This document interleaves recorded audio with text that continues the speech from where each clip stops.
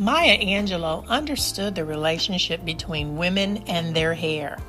Perhaps that's why she referred to a black woman's hair as her glory. Globally, hair is a billion-dollar business. That's right, billion with a B. Even in spite of a pandemic, women are still spending their resources on hair care. Black women love their hair, from texture to color. Our propensity for variety can create quite a stir as black women receive more scrutiny of style and choice than any other group. After years and years of chemical treatments on hair, black women are now recognizing the damage they've done. Each year, more and more black women are choosing to maintain natural styles and forgo chemical straightening.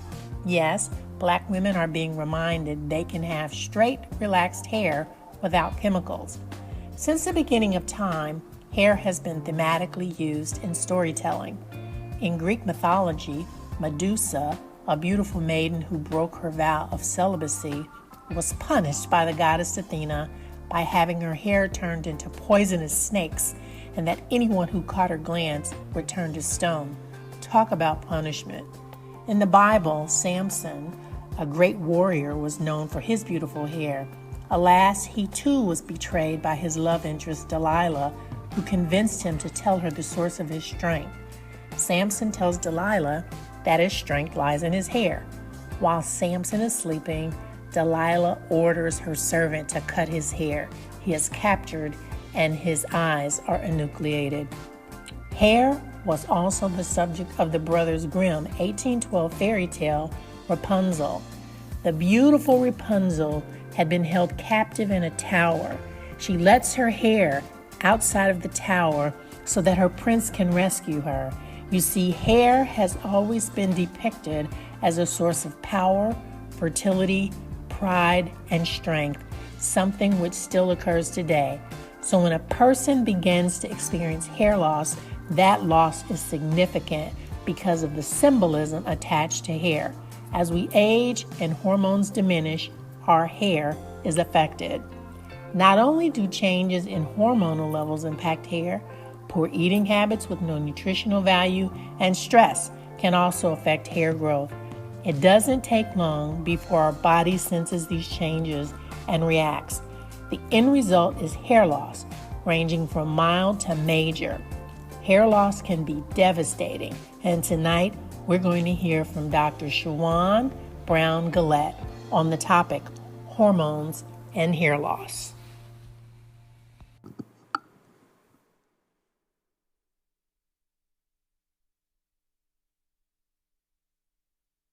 Good evening. This is Dr. Michelle Pierce Mobley, and I want to welcome you to another episode of Tabernacle Talks. And I am so delighted to have our guest with us, Dr. Shawan Brown-Gillette. Welcome, Shawan. Thank you, Dr. Mobley, for having me. Wonderful. Well, we're going to get started because I have questions. I always start with questions. You are a certified trichologist and a naturopathic medicine practitioner. Can you describe for our audience your areas of specialization and detail your training so that our audience understands the specialization that you have in this area? Sure, Dr. Mobley. So I'll start with trichology. Trichology is a scientific study of hair and scalp disorders and diseases, and primarily a person that is experiencing hair loss or any type of scalp malady will come into the practice to control their hair loss or to look at the different scalp maladies that they may be experiencing. With trichology, my primary focus is to look at the endocrine system, to look at the different systems in the body to understand why a person is experiencing hair loss.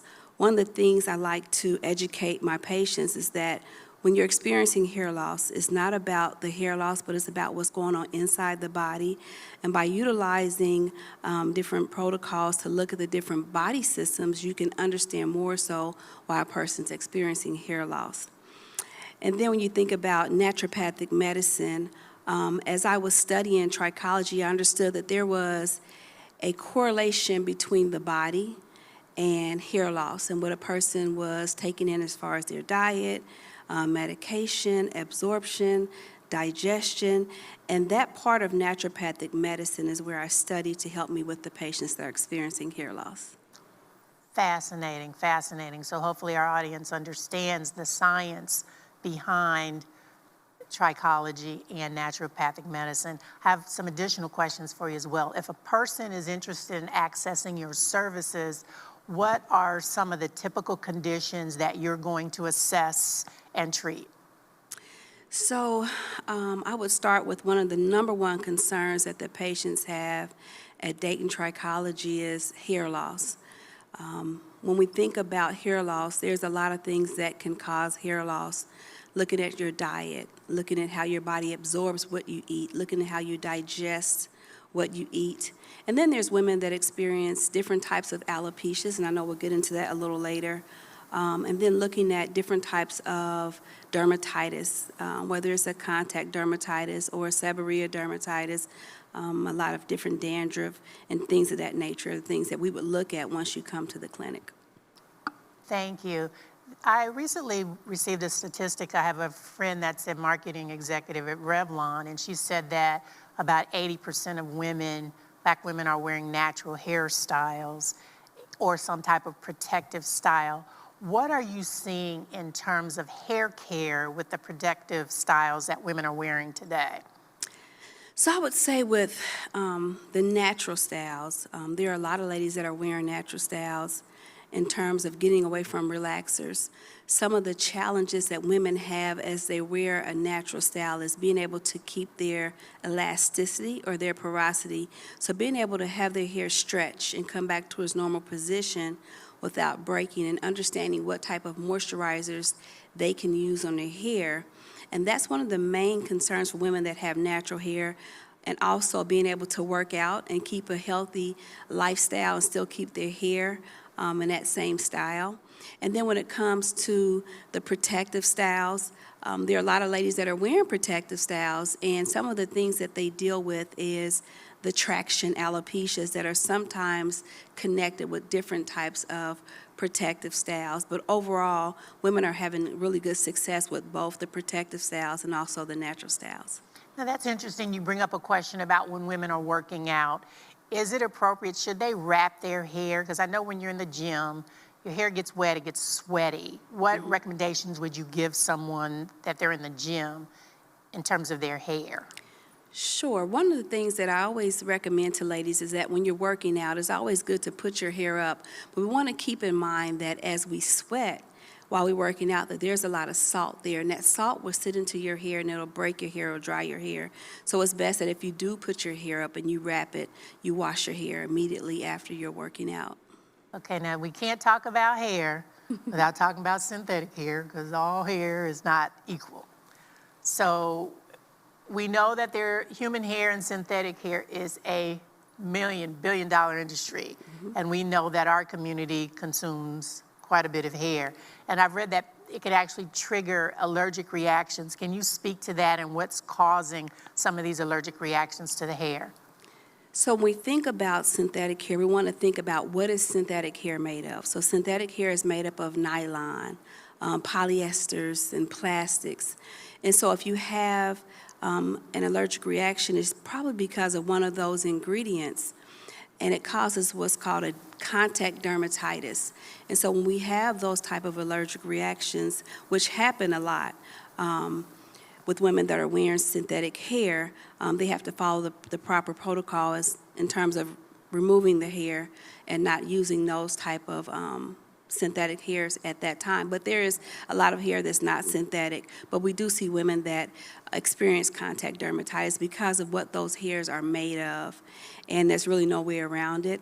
The price points are really inexpensive when you look at the synthetic hairs and the different styles that you can do with the synthetic hairs as opposed to the more human hairs. And then there's the synthetic human hair blend that the ladies wear that a lot of times won't cause the allergic reactions. Wonderful. That's great information. I hope people are taking great notes, because all hair is not equal. We talk about the importance of moisture. Now, we talked about sweat, but moisture is different because that's an essential component for your hair. Can you talk about the importance of moisture and what type of regimen women should maintain to keep the proper balance in their hair?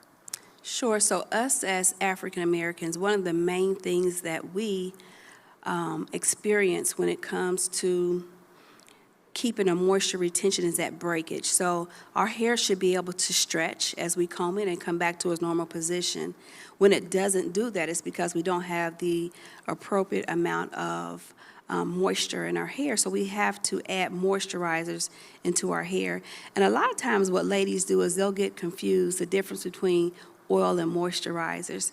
So we want to make sure that we're using really good moisturizers that don't have a lot of synthetic products, a lot of moisturizers that will allow the moisturizer to penetrate the hair shaft, and then we'll be able to have that moisture where we can comb the hair, it'll stretch, and then come back to its normal position without breaking.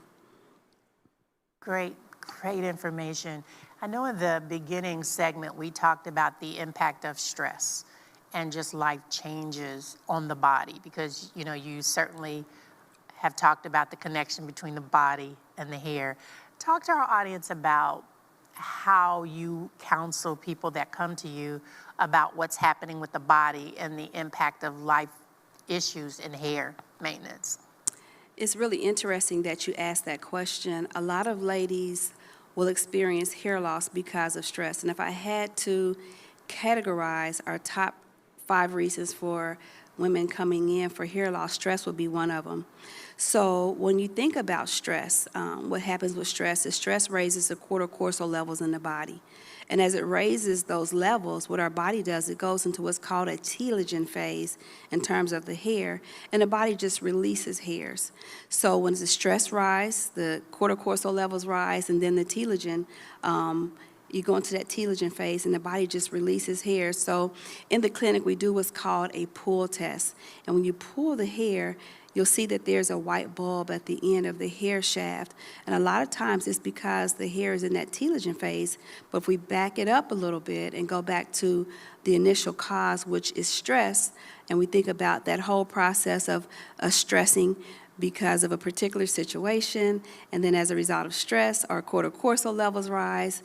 As a result of the cortisol levels rising, the body releases hairs.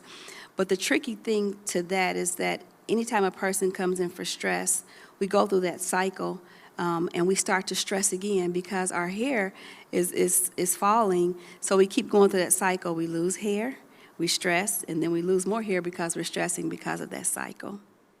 Well, absolutely fascinating. Okay, I have tons of questions. When I was growing up, we always knew about male pattern baldness, and you always heard that term. But now we know that women can have female pattern baldness as well, and we talk about alopecia. So it's kind of an equal opportunity condition to lose hair. What are some of the primary things that are happening when women just literally are losing entire patches of hair? So there's a lot of different reasons why a person would lose a patch of hair. One of the main reasons is called alopecia areata. And what happens is that there is what's called a sympathetic nervous system that goes throughout our body. As we stress, that sympathetic nervous system, that the ends of it on our scalp are more round, we lose hair in patches because of stress levels or different other reasons that may cause that particular type of hair loss. And the body doesn't recognize good hair from bad hair or good hair from the different parts of the hair shaft. And so what happens, the body just attacks the hair follicles and you lose hair. One of the other things when women lose hair is what's called telogen effluvium, and the hair just starts to thin all over, and it gives a woman the impression that she's losing her hair because the density is so fine. So that's 2 of the reasons why women are losing hair in what you want to call particular areas, but there's so many different causes of hair loss, from alopecia totalis to alopecia universalis to alopecia areata to telogen effluvium, anagen effluvium. And in all those cases, you just lose hair. You wonder what's causing it, or why am I losing hair at such a rapid rate? I think that's amazing for the audience to understand that all alopecia could have different etiologies and different origins, and I think that's why it would be important to follow up with a professional, exceptional trichologist like Dr. Gillette to be able to absolutely assess what's going on with you.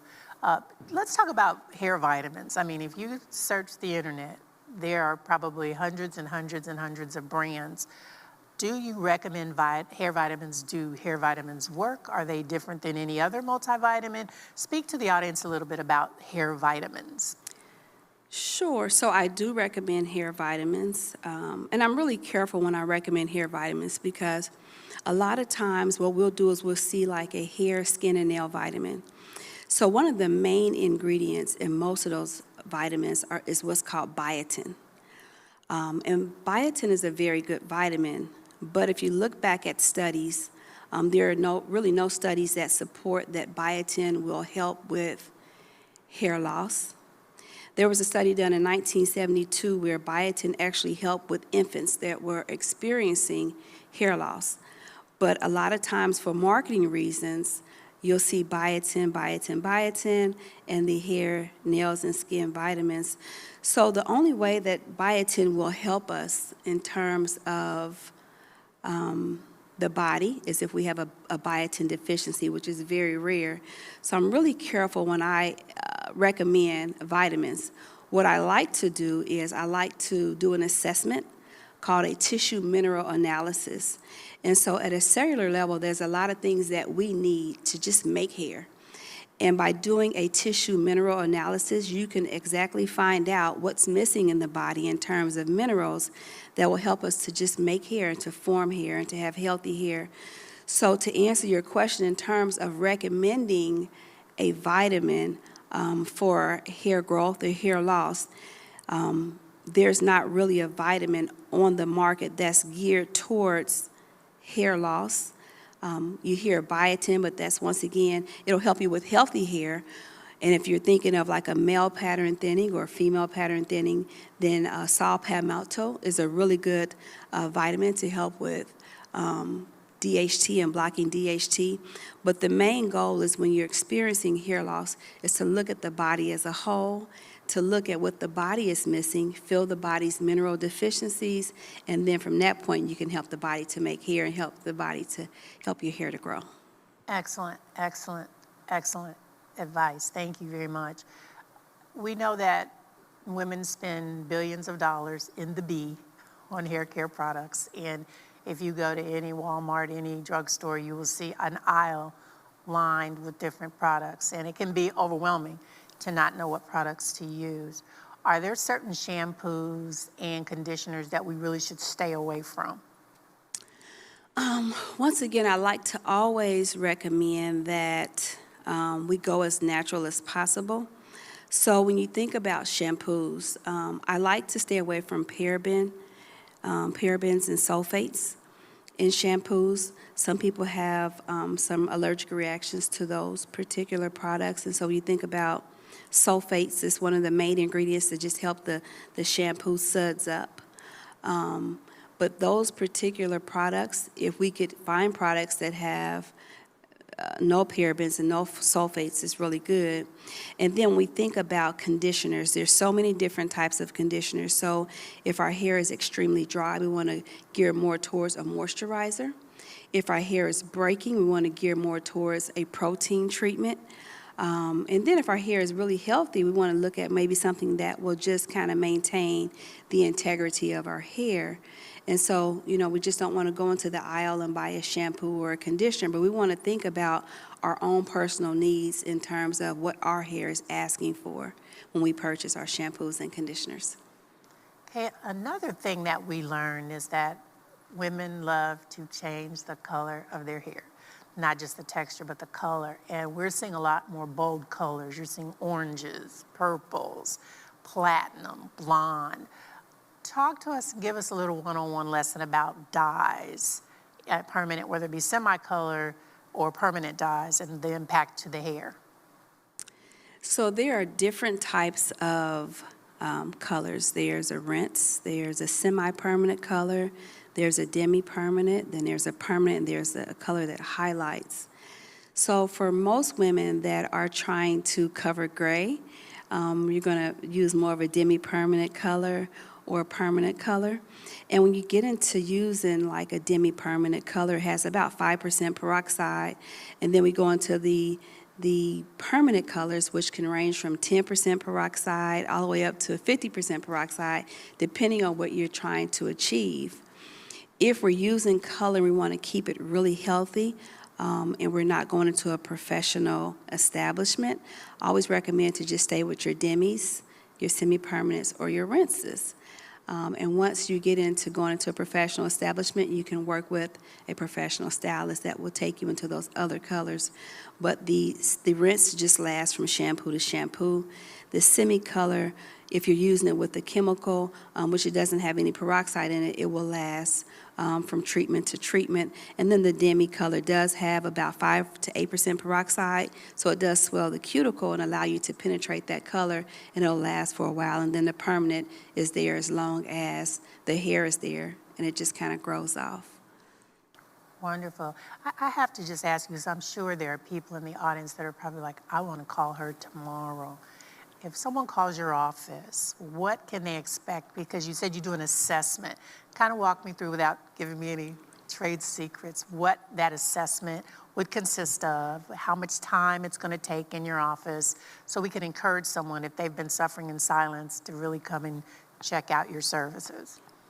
So with our consultations, we basically have 2 different types of consultations.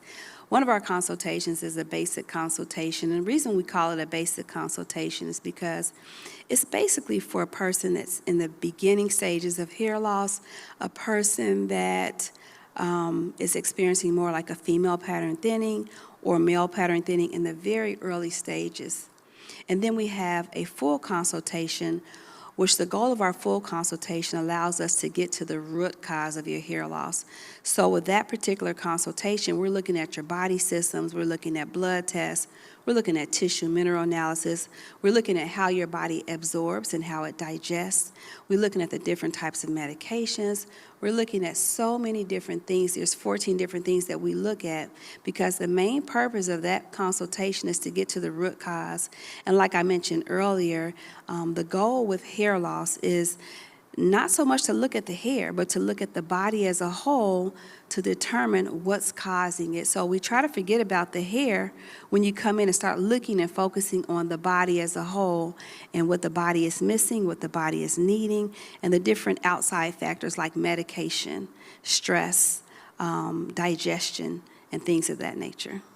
Wonderful. When I was doing the research for the show, I noted that you have special consultation services for veterans. Is that still a service that you offer? And can you speak to that so our veterans out there understand that you would definitely have a special program for them? Yeah, and that's relatively new, and I'm thank you for mentioning that. So with that, the VA will take care of any of the services that veterans need. So let's say, for example, if you're experiencing hair loss and you need what's called a cranioprosthesis, meaning that you've either went through chemotherapy, you're experiencing an alopecia totalis, which is when you're experiencing hair loss all over the whole entire head, or maybe an alopecia areata where your hair is coming out in clumps, or an advanced thinning of hair loss. The VA will pay for you to get a hair system or to get a wig, and that's just not for women, that's for men also, and that'll start in March. Wow, amazing. Okay, now this is kind of the cherry on top. You wrote a book. Yes. You have published a book called Hormones and Hair Loss. What took you to the journey of, I need to write a book and try to capture this to be able to let people know what resources are available to them, if you don't mind sharing that with the audience? So one of the main reasons why I wrote the book, so it's called Hormones and Hair Loss, and as women get to a certain age, our hormones play a huge part in how our bodies produce hair, depending on our estrogen levels and things of that nature. So I wanted women to, first of all, understand what's going on from an anatomy standpoint, what's going on in terms of when estrogen starts to deplete, and then give them some ideas in terms of recipes and all-natural solutions that they could use to help their bodies to replenish their estrogen if that's their situation. And then also in the book, not only do we have recipes and all natural solutions, we go into talking about the different types of hair loss so women can identify with what type of hair loss they have and the different all natural solutions to help them with the hair loss. And then there's different journeys and different women's testimonies that have experienced hair loss. And it talks about how they felt at an emotional level because hair is a part of what we call our crown and glory. And a lot of times when we experience hair loss, there's so many different emotions and things that we go through. So the book talks about different women and their journeys with hair loss, whether it was from a marital standpoint or their job, and depression, but it talks about how they overcame when they dealt with hair loss, but then it goes into the hormones and hair loss and talking about the different types of hormones that are in the body. Well, I guess the million-dollar question is, how do we get a copy of that book? How do we purchase your book? You said, how do you get a copy of the book? Yes. The book is available on our website at www.daytontrichology.com. And there's a link there where you can actually purchase a book. And then we also have it in our location on Far Hills Avenue. Amazing. Well, I'm going to give you the last word. What do you want to leave with our audience so that if they didn't have a sense of urgency about calling you or at least looking at some of the issues that are going on that are causing some of their challenges with hair, what could you say to them that would give them that comfort level to pick up that phone and look for a professional resource instead of suffering in silence? In most cases, when I consult with a woman or a man that's experiencing hair loss, and I'm just going to say a woman for the sake of conversation, what I notice is that they suffered in silence for so long. And if I could have had a chance to consult with them 5 years ago or 10 years ago, I would have had the opportunity to save a lot of the hair that they had lost. Hair follicles are very, very, very sensitive. And once the hair follicle is gone, there's nothing that we can do to bring that hair follicle back. So when you're experiencing hair loss, it's best that in the early stages to make sure you seek help. And what I hear a lot of women say is that they didn't know where to turn to or where to go to when they were experiencing hair loss. So if I could just say that whenever you're experiencing hair loss, one of the best things that you can do is to consult a trichologist in the earlier stages so that we can stabilize your hair loss. And once you stabilize the hair loss and you're able to stop that hair loss from occurring, then you can actually increase the diameter of the hair shaft. And a lot of times we think that our hair is too far gone and that there's nothing that you can do. But a lot of times there is. We just need to look at it to see if you're dealing with inflammation, whether it's perifollicular inflammation or just regular inflammation, to help to stabilize that. Well, I want to thank you, Dr. Gillette. You are amazing in your field. I've read a lot about you. You have tremendous success stories, and I just hope that our audience follows up with you. And I want to thank everyone for joining us tonight. And again, Dr. Shawan Brown Gillette. Check her out. She is amazing. Thank you, and have a great night. Thank you, too.